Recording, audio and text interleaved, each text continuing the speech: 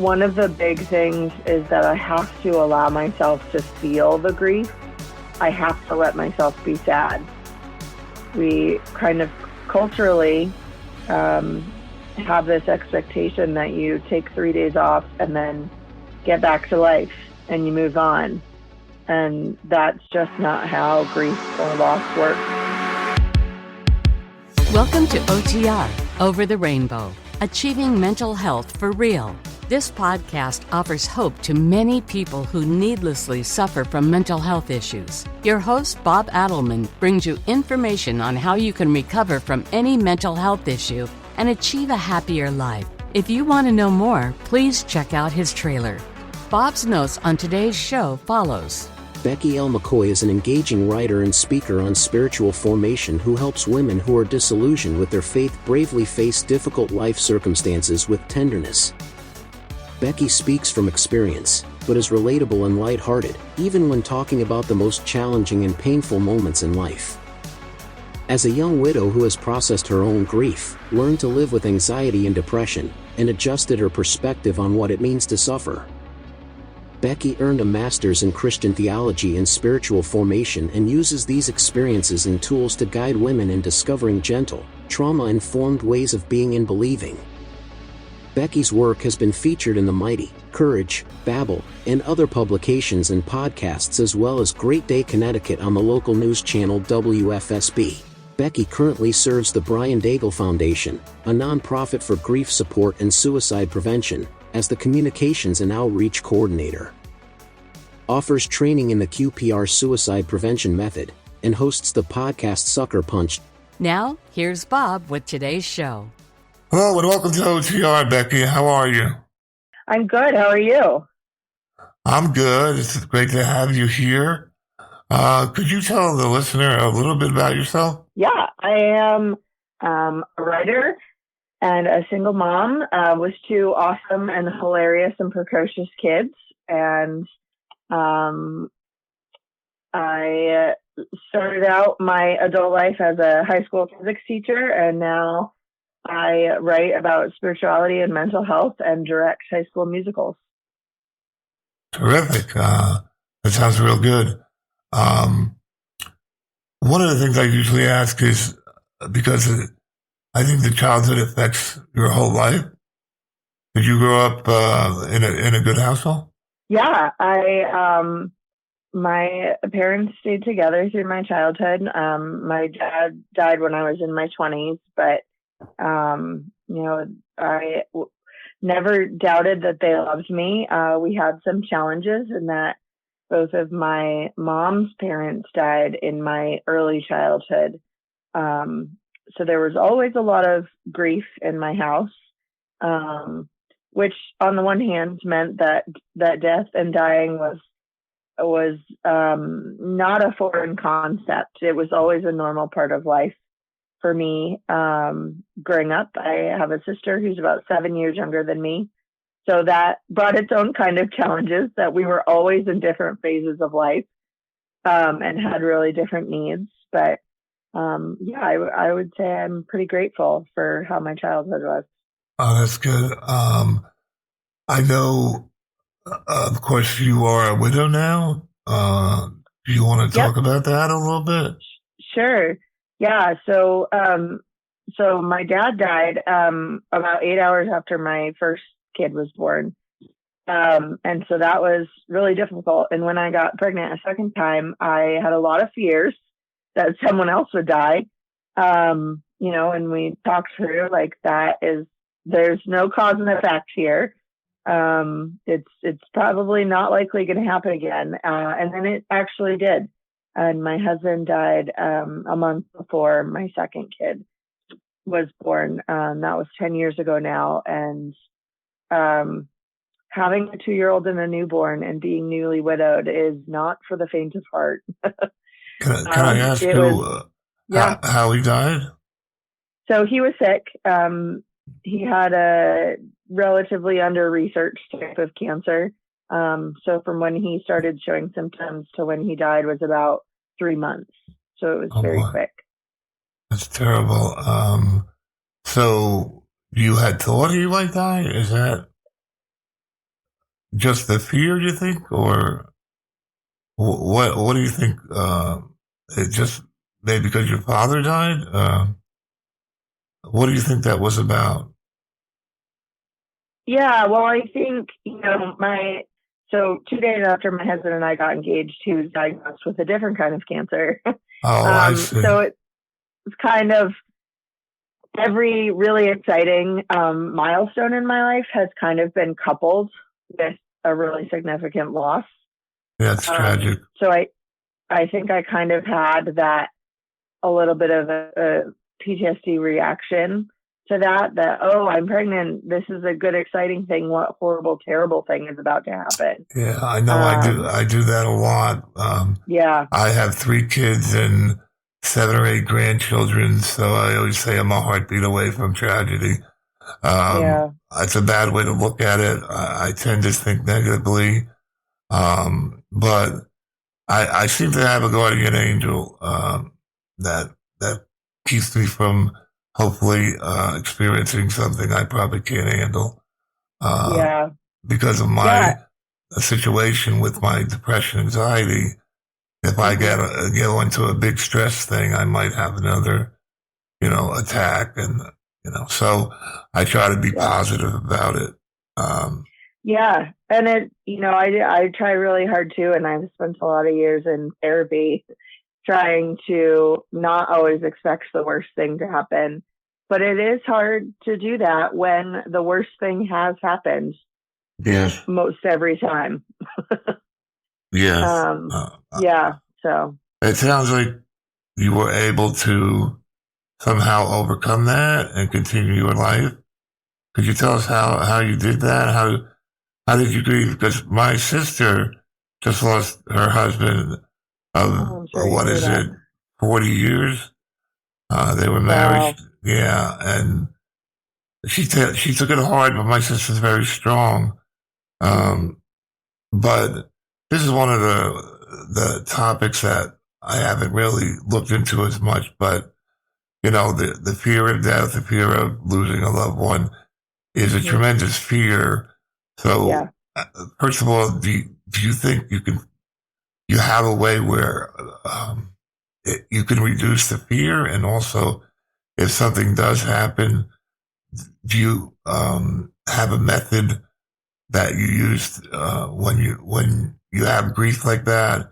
Is there something that you can also do? Speaking to people that lost somebody close to them. I know my sister says it's like, every once in a while she goes into a little bit of a funk about it, really, really bad. Yeah. And I heard one time in a play that grief is sort of like having a rock in your pocket, and every once in a while, it's there, but every once in a while you take it out and look at it. What play was that? I'm trying to remember the name of it. Oh God. Oh, shoot, it's right on the tip of my tongue. Rabbit Hole. The Rabbit Hole was a movie, made into a movie as well. Huh? No. My daughter, who wanted to be an actress, started in the play, so I got to see that. Yeah. Oh, she's wonderful. a very good actress, but like everybody else, it became too hard to pursue, I think. Yeah, for sure. Well, so to speak to the fear of losing more people, that has taken a lot of therapy. I actually the therapist I ended up seeing after my husband died, specializes in combat PTSD. He is in the National Guard and has been a therapist and a chaplain during deployments and back here stateside and whatnot. And he said that my response to my husband's death, when you add it up with losing my dad and losing various other friends and family members and coworkers and whatnot, really was resembling combat PTSD.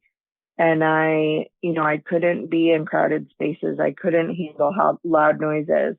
I was just kind of barely keeping one foot in front of the other.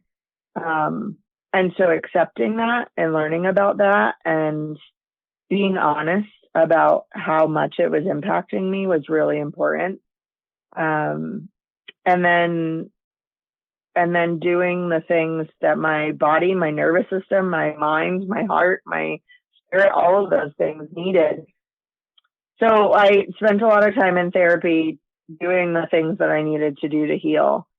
And that has helped me to recognize that when I do inevitably face other losses, like I have over, even within the last decade, one of the big things is that I have to allow myself to feel the grief. I have to let myself be sad. We kind of culturally have this expectation that you take 3 days off and then get back to life and you move on. And that's just not how grief or loss works. I miss my brother-in-law. He was a tremendous man. And, I can't help but think about him once in a while. And I can't imagine what my sister, because they had a very good marriage, is going through right now.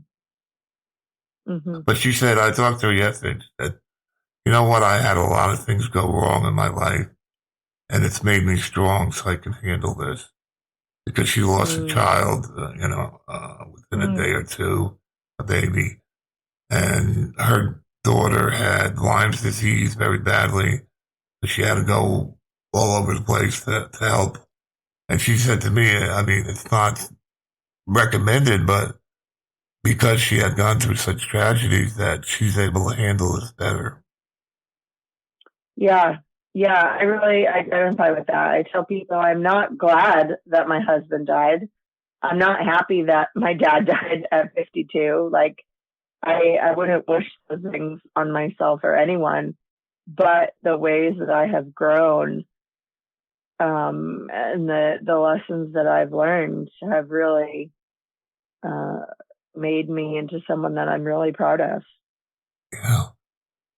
You talk about spirituality now. My son is a born-again Christian pastor, and I am, well, I guess best way to say agnostic. I kind of believe in my own personal God, and I pray to him, even though I don't think he might exist, but I do anyway. Can you talk about your spirituality and religion? Yeah, so I grew up in a very high demand evangelical church. So I grew up in this faith community where there was a very clear line of who was good enough and who wasn't. And as I moved away from home and met lots of different people, I really started to question a lot about that way of believing. And things really changed for me when I lost my husband. Even before that, just having struggled with mental illness, with anxiety and depression, and realizing that the way that I had always believed, the way that my faith was constructed was didn't leave any room for imperfection or for weaknesses. And now I, was being honest about that. My brain itself was a weakness, and I wasn't willing to believe in or follow a God who would say that I'm not believing right or believing hard enough, and that's why I'm depressed or I'm anxious. I have a lot of trouble with my son. We're actually going into counseling because he's very much fixed on his belief system, and nothing can be different. And it's hard for me to have a relationship with somebody that kind of wants me to be a certain way only. Like, you should be this way because, that's God's way, and you're going to go to hell if you don't believe it. Right. So it's a little bit hard, but it sounds like you've come up with a different type of spirituality. Could you talk about that a little? Yeah. So I actually ended up going to seminary a bunch of years ago because I was curious to learn more about how people develop their faith within communities, and what more diverse communities of faith can look like. And I started to discover that the type of Christianity that I had grew up in was very specific to white middle upper class Americans, and that it did not reflect it's not reflected around the world. Christianity around the world is not at all like that. In some places a little bit, but because of colonialism and things. And that there are all of these faith traditions from Christianity and beyond that are diverse and that are excited to welcome people, truly welcome people right where they are. And so I started to learn a lot more about spiritual practices that honor my limitations, that, you know, if I am depressed and I can't do this, that, or the other, well, what are things that I can do? And I grew to understand that spirituality is the ways that we connect with the divine, whether that be God or the universe or whatever you want to call it, with the world around us, with the people around us, and with ourselves. How do we connect with ourselves? And those practices look different for every single person. And some days I would say I'm still a Christian. Other days, I don't know. But I don't feel like it's as important to have a clear label for myself anymore. No, I agree 100% with what you're saying. I believe that we don't really know what's going on. And if 100,000 people say one thing, that doesn't make it right. People search for answers, and then it's very hard to be that truthful to yourself. I have a lot of issues with that because, you know, I'm at a stage where I have to think about death too much, and I'm having a real hard time dealing with my aging and pending doom. I am sick. I have some oxygen saturation problems. But, you know, I've been searching for a true spiritual pathway. And I believe pretty strongly that, I mean, the medicine can help a lot. You know, it's helped me a lot. But to actually find your way inside and learn to love yourself and be good to yourself is absolutely the hardest thing.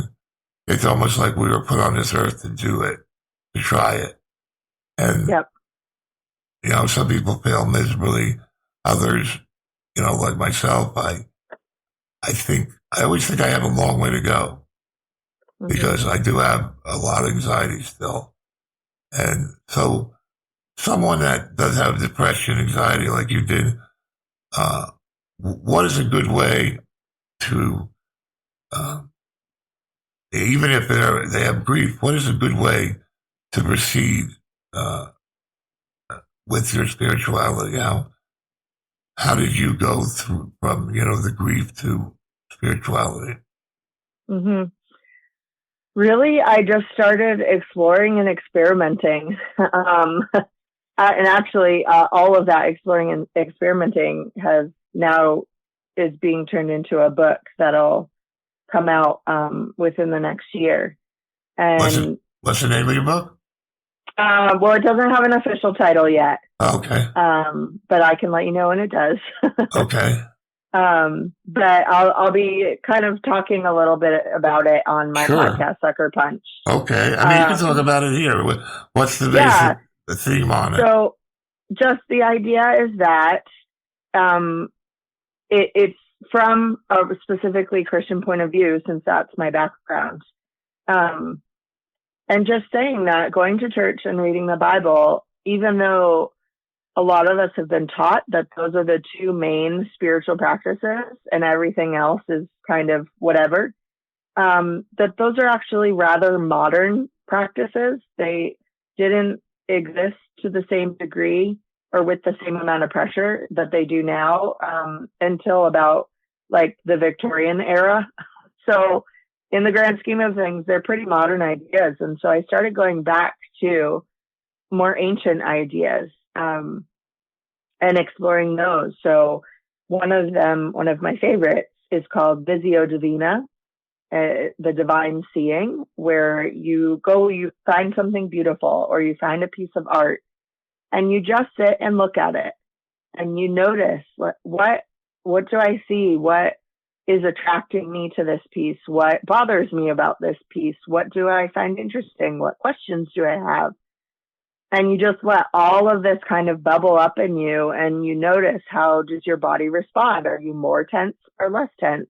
Are you breathing more deeply and slowly, or are you finding yourself holding your breath? And through all of those things, maybe you'll just end the practice feeling more settled and more peaceful, but maybe you'll have kind of realized something new about yourself. And I think that's really, really lovely. Another practice that I found really helpful is walking labyrinths, those big circular maze-looking thingies. There's only one path to the center and then one path back out, so you don't have to make any decisions. There are no choices to make. You just walk in slowly, breathing deeply, releasing all the things that are weighing on you. And you can spend some time at the center just breathing or meditating or in contemplation. And then you walk back out and you fill up with all of the good things that you want to be filled with. Peace or, focusing on a specific mantra or idea. And I have found that to be really grounding and centering. And it helps me to interact with the world around me in a different way, that I really appreciate. So through the podcast and through the book, I'm going through a whole bunch of these different practices and sharing stories about what it's been like to learn to practice these things. And these are not prescriptions for curing my anxiety and depression. I'll probably always have those things. But it's being honest about the ways that they impact me and developing more tools for living with them. Yeah, that makes a lot of sense. I'm not really sure where I'm going with my spirituality, but I really think it's an important step to finding more peace. I think if you can try to meditate, that's very important. I hear a lot of people say that. That's one of the most important things. Yeah, and there are loads of different kinds of meditations. People kind of hear meditation and, oh, well, I can't sit still. I can't do that. Well, meditation isn't just sitting still and trying to force your grocery list and your to-do list out of your brain. There's lots of different ways to accomplish that. Gotcha. Do you have a website that people can go to look for your book? Yeah, you can find me on Becky L McCoy.com. And if anybody's on social media, I'm also at Becky L McCoy. So I'm really easy to find. Okay, that sounds really good. So when you lose a loved one, let's say, what do you feel the best thing? I mean, what I heard is that you should just wail, like in the old, the cultures. They used to just hug the casket and just cry their eyes, yell, scream. Yeah, sure. A lot of practices, even if you look at the Klingons on Star Trek, when someone dies, they yell and scream. And I think it's just super important to grieve those first couple of weeks in a big way. I mean, I know other people that my ex-wife, her parents told her not to grieve for her grandfather. Stop crying, is what they say. So, what do you say about those first couple of weeks when you lose someone that you love so much? Yeah, you have to feel it, and it's scary to feel those really big feelings. And I think that's the thing that always comes to mind is how scary and out of control it feels. But your heart and your mind and your body all have to go through those things. You have to express that in whatever way. You know, sometimes people aren't big criers, but like you said, they have to yell or they have to scream or they have to punch pillows. Or I remember after my grandfather died, my mom and all her siblings stomped on candles because they could really get that aggressive feeling of grief out without actually destroying anything that couldn't easily be cleaned up. You know, and like you said, there are people who will just wail. A friend of mine wrote a book called The Hole in the World, and she just goes through different grief rituals in her book. And it is really interesting to think about the different ways that we grieve, because it's so important. And everyone will grieve differently, right? And that's okay. That's normal and healthy. Some people will need to take off work or not work for a year and move in with family or whatnot. Other people need the routine of going back to work. Some people become very, very depressed and really struggle with just daily life. And other people don't struggle. And it's not that either one is right or wrong. One of the other really big things is to ask for help. A lot of times we like to think that we can get it together because we're strong and we can just keep going forward. And you can try. I've tried, but you will burn out and you'll find yourself worse than how you started. And so letting people, whether it's letting people bring meals or just come sit with you or take you out to dinner, or I had friends who would just show up with toilet paper and come clean my toilets, right? And that was really hard at first because it kind of felt like a hit to my pride, but it was important because when I got honest with myself, I couldn't take care of everything. One thing I wanted to talk to you about is something I kind of a pet peeve of mine also, and it's the big S word, suicide. What would you say to a person that thinks they've lost everything? Let's say they did have a tragedy and they think they can't go on for whatever reason. Usually when you get really depressed, you think of suicide. But some people actually do it. The lucky ones have a second chance. But, I mean, I've talked to so many people that said that was a mistake. I shouldn't have done that. But when you're thinking incorrectly, and believe me, I've gone through so many incorrect thoughts, it's ridiculous. You need courage and possibly help from other people, so you do not give up totally. I mean, especially people that are healthy and young. Not to say that if you're old and whatever, but it's understandable if somebody has like Lou Gehrig's disease or whatever. I don't approve of it there either, but it's understandable. But when you're in your prime, you hurt people if you do that. You hurt everyone that loves you, and you hurt even people that you don't even know about. I know I can't remember his name right now, from Lincoln Park, the group, which I really liked. The lead singer, committed suicide, and that hurt. That hurt me. He didn't even know me, and it hurt me. So with suicide, I think you're not resolving anything, and you're just hurting. And do you have anything to say on that end of it? Sure. Yeah. So first of all, I think it's really important that people understand that suicide is a symptom. It is not something that people choose when they are well, mentally, physically, whatnot. And so it is important to let them know that there's always hope. And if they can't see the hope right now, they're just going to have to trust.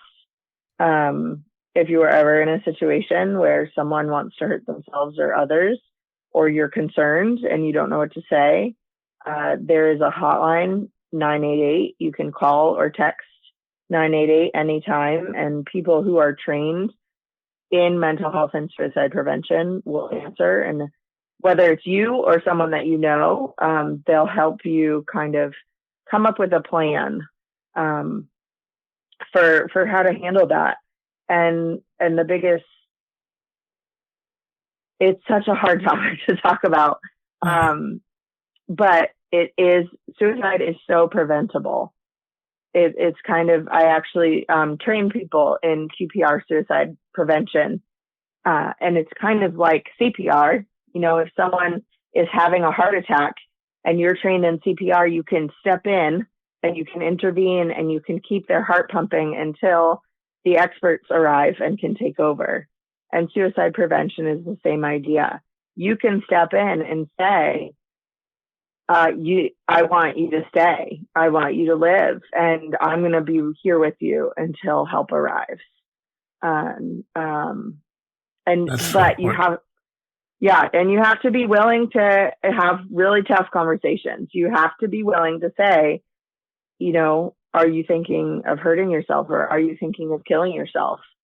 Yeah. And regardless of what the answer is, and that's really, it's hard and it's scary, but it can save lives. Yeah, I know, because of my ADHD. I know how people feel who have that ADHD, and you could easily give up with that because you do make a lot of mistakes. But it's okay. That's the thing you have to understand. Just pick yourself back up and do it again, because a lot of people that have ADHD also have great resilience. So use that gift. And I struggle with it, you know, kind of on a daily basis, especially with aging. But you just, I mean, my little voices in my head tell me to give up, and you just have to not fight those voices, but hear them and say to them, no, you know, tell them that you have to just behave yourself, because I'm in control of my mind. I'm in control of me. And, I will often say, like, thank you for your input, but I didn't ask. And, you know, now I'm going to do this instead. Yeah. I mean, unfortunately, I've been a negative person for so long. I tend to dwell too much on the bad side of things. Do you have a method where that you use to become or maintain yourself so you don't drift off into bad thoughts and think about suicide and things like that? Yeah, a big thing is making sure that I take my meds every day. You know, I take medication for anxiety and depression and for my ADHD, and that's a huge thing. Drinking enough water and eating food, getting good sleep on a regular basis. And, you know, we don't always think of those things first, but they really have such an impact. Yes, and things like exercise is important, I think. Very important. And doing things that bring you joy, you know, laughing, things like that. Right. But then also, I've become really well acquainted with what does my depression look like if it, you know, when it's creeping closer. What are my warning signs that, oh, I need to make an appointment with my therapist, or I need to cancel all my plans this weekend. I need to, whatever it is, because it's different for everyone. But just recognizing that I need to take some radical steps to take care of myself and not be afraid of doing that. Yeah, I just think recovery is a dirty word in today's environment.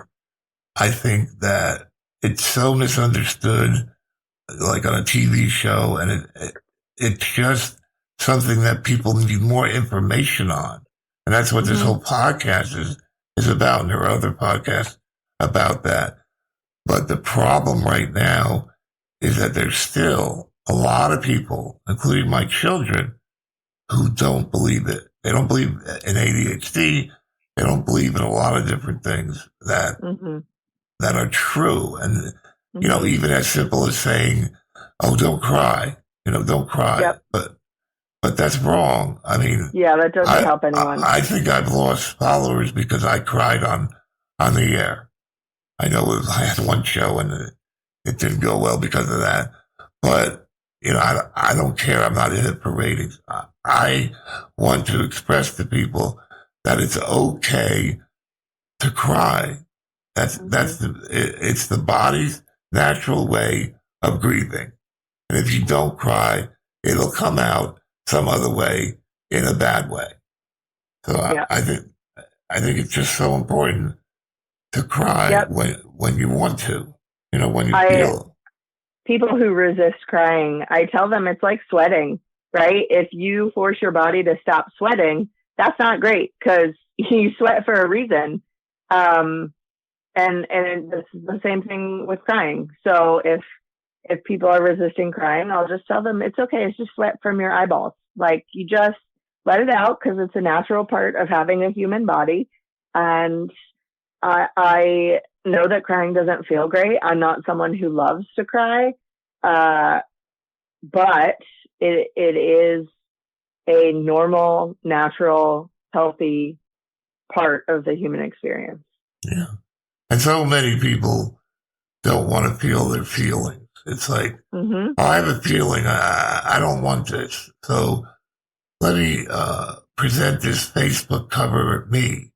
Here's me, at the beach. Here's me at the carnival.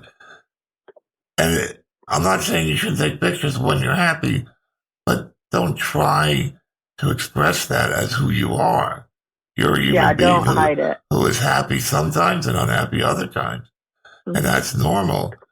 So I think it's important that people understand these ways of grieving. I mean, you grieve every loss, not just death. Everything you lose, you have to grieve. If you lose your house, you lose your job, you lose a friendship. There are so many different things that are worthy of grief.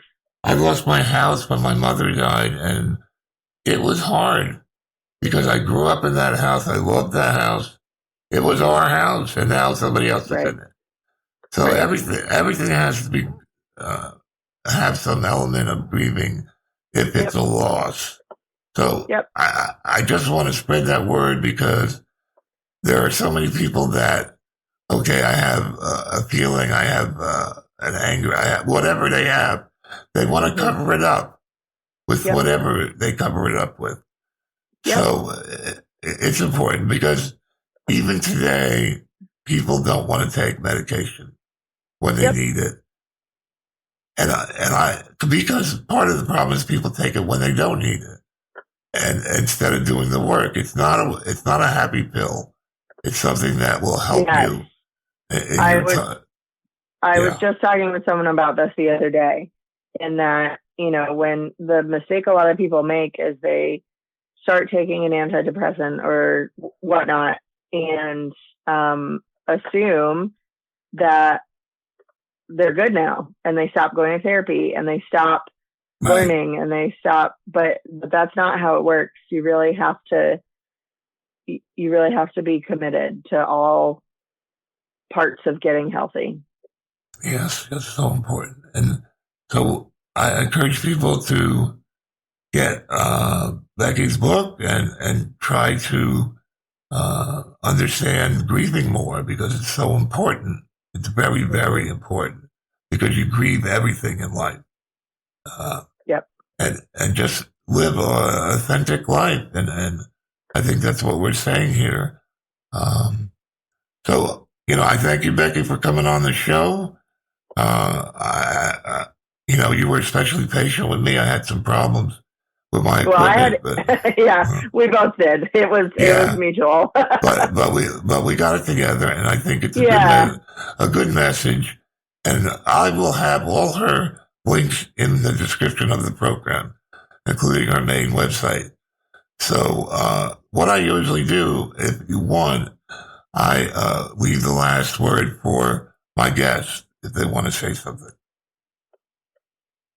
Sure. I think in mental health and grief and all the things, it is really important to be gentle with yourself and ask yourself honestly what you're expecting of yourself, and consider that maybe your expectations are unrealistic. And so explore what you need and what you want from this moment in your life. Well said. Well said. Okay, Becky, I'd love to talk forever about these subjects, but of course people, take bits and pieces. Yeah. Okay.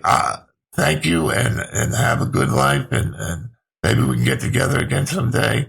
And I appreciate you coming on the show. Okay. Have a great day. Okay. Thank you. Bye. Bye.